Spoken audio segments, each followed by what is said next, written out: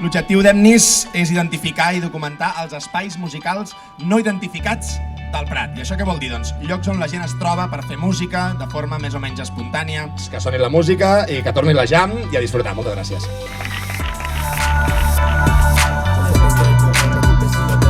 Selectivo, menos son más, pero eso lo que siempre están conmigo.